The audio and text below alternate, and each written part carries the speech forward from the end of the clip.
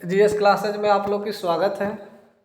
जैसा कि आप लोग देख रहे हैं भारत में यूरोपीय कंपनी का आगमन, तो आज मैं इसी के बारे में पढ़ने वाला हूं और विस्तारित तरीक़ा से। जैसा कि आप लोग बोर्ड पे देख रहे होंगे कि हमारी भारत है और इस साइड में देखें तो हमारे यूरोपियन देश है और यहाँ पे उत्तरी अमेरिका, दक्षिणी अमेरिका, अटलांटिक महासागर और अरब सागर और हिंद महासागर, इन तमाम जो चित्र आप देख रहे होंगे इसी के सहायता से हम लोग यूरोपियन देशों को समझ पाएंगे ताकि हमें समझने में कभी दिक्कत नहीं होगा।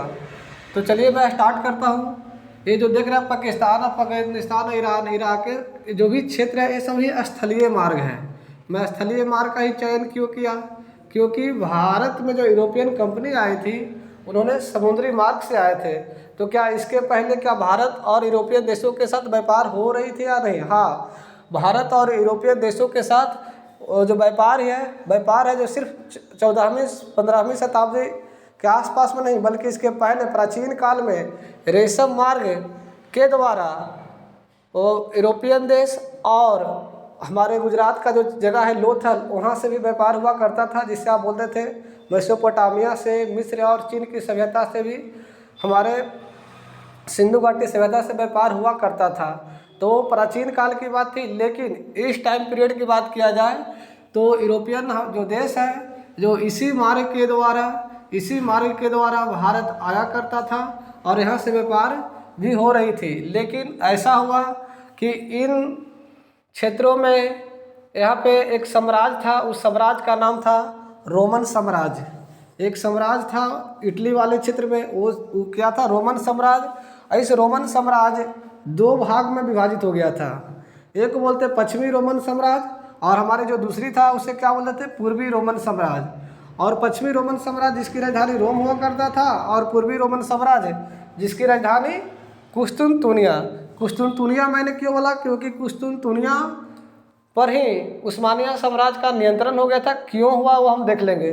तो हम यहाँ पे समझेंगे कि कुस्तुनतुनिया जो जगह था, इस जगह पे बैजेंटिया साम्राज्य का अधिकार था और इस समय तक भारत और यूरोपियन देशों के साथ व्यापार हुआ करता था। लेकिन जैसे ही एक छोटा सा साम्राज्य, वो तुर्की का एक छोटा सा साम्राज्य, जिसे हम लोग बोलते हैं उस्मानिया साम्राज्य। क्या बोलते हैं?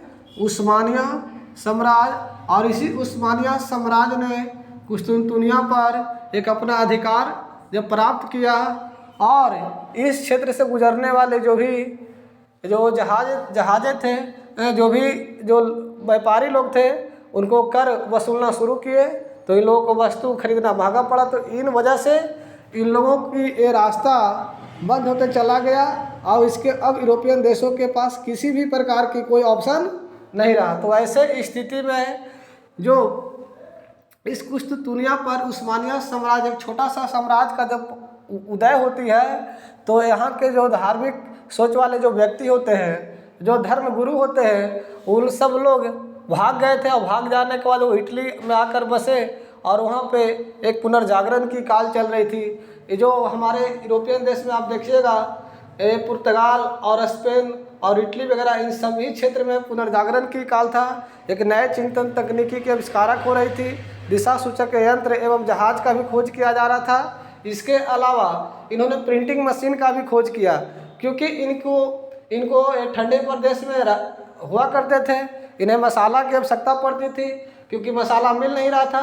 तो इन्हें अपने खोज के आधार पर, अपने साइंस और तकनीकी के आधार पर इन्हें भारत जैसे देशों का खोजना मजबूरी हो गया था। तो ऐसे स्थिति में यहाँ का स्पेन का एक शासक था जिसका नाम था कोलंबस, जिन्होंने पहला प्रयास किया पूर्वी देशों में व्यापार करने के लिए, भारत को खोजने के लिए। इन्होंने निकला 1494 में। जब इन्होंने 1494 में भारत में जब खोजने का प्रयास किया तो इन्होंने हिंद महासागर ना होते हुए, इन्होंने अटलांटिक महासागर होते हुए अमेरिका का खोज कर डाला। तो इन्होंने भी पूर्वी देशों के साथ व्यापार से वंचित हो गए और यूरोपियन देशों पर इनका स्पेन का अधिकार हो गया। लेकिन हमारा सेकंड व्यक्ति है पुर्तगाल। कौन था? पुर्तगाल। और उस व्यक्ति का नाम है प्रिंस हेनरी, जिसे द नेविगेटर कहते हैं। जो नौकायन के क्षेत्र में नाव में पथ प्रदर्शक का काम करते हैं। इन्होंने एक डिज़ाइन तैयार किया था, एक नक्शा तैयार किया था। उस नक्शा के आधार पर ही भारत पूर्वी देशों में व्यापार करने के लिए सोचता था, लेकिन इन्हीं में से एक व्यक्ति था जिसका नाम था बार्थोलोमेओ डियाज, जो इन्हीं के नियंत्रण में रहकर, इन्हीं के दिशा निर्देशन में रहकर इन्होंने कई बार अभियान किया करते थे। और इस अभियान के स्वरूप इन्होंने अफ्रीका के जो दक्षिणी तट होता है, जिसे केप ऑफ गुड कहते हैं, केप ऑफ गुड तक ये पहुंच गए थे। और केप ऑफ गुड तक जब पहुंच गए तो इनको पूर्वी देशों का ज्ञान और पूर्वी देशों का कुछ जानकारी प्राप्त हुआ था।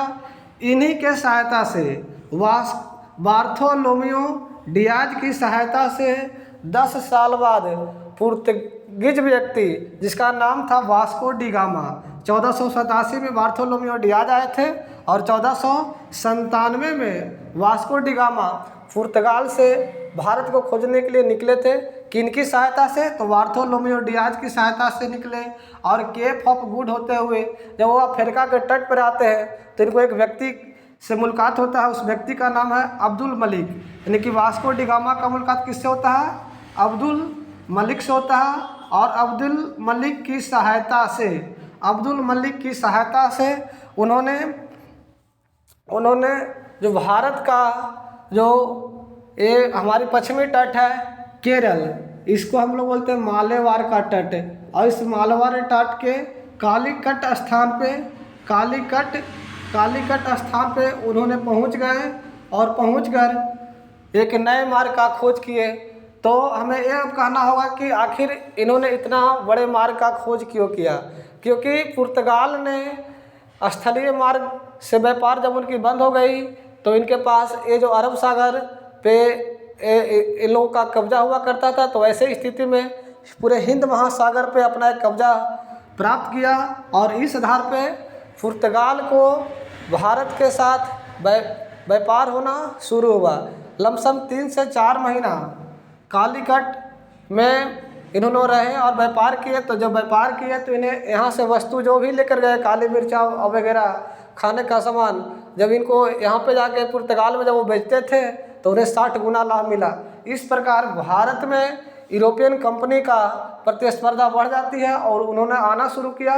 तो मैं पुर्तगाल से रिलेटेड मैं बात नहीं कर रहा हूँ, बल्कि यहाँ पे मैंने सिर्फ मार्ग की बात किया।